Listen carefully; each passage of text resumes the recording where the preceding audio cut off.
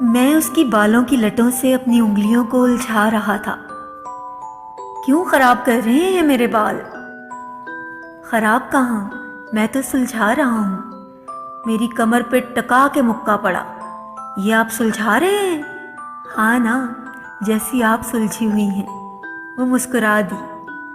آپ کو پتہ ہے مجھے سب سے پیاری خوشبو کون سی لگتی ہے؟ کون سی؟ وہ آنکھیں چھوٹی کرتے ہوئے بولی، جیسے اس کو جواب کا پہلے سے پتا ہو۔ آپ کے بالوں کی۔ میں اس کے بالوں کی خوشبو محسوس کرتے ہوئے بولا۔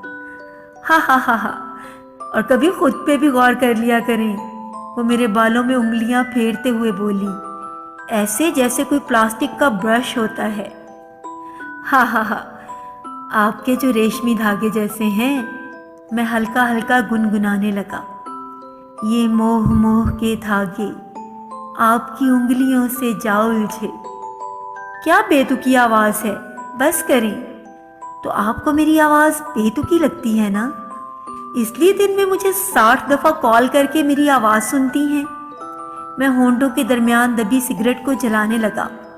اگلے لمحے میری آنکھیں کھلی کی کھلی رہ گئیں۔ میرا سگریٹ وہ پاؤں تلے مسل رہی تھی۔ میں جھکا اور سگریٹ کی راکھ کو اڑاتے ہوئے بولا، ہائے ری اس کی قسمت، قربان۔ وہ پھر سے ہنسی۔ آپ کتنے ٹھرکی ہیں نا۔ ہاں نا، اور اسی ٹھرکی پہ آپ جان دیتی ہیں۔ اچھا، کتنے مزے کی ہوا چل رہی ہے۔ آپ کے کندھے پہ سر رکھ لوں؟ ہاں رکھ لیں۔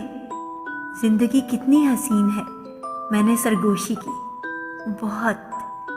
ایک دم سے مجھے جلن کا احساس ہوا۔ جلا ہوا سگریٹ میرا ہاتھ جلا گیا تھا۔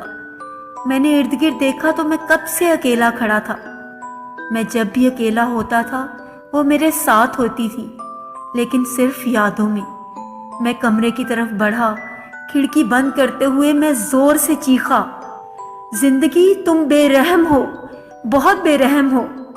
ہوا میں جیسے نمی سی ابھری ہو۔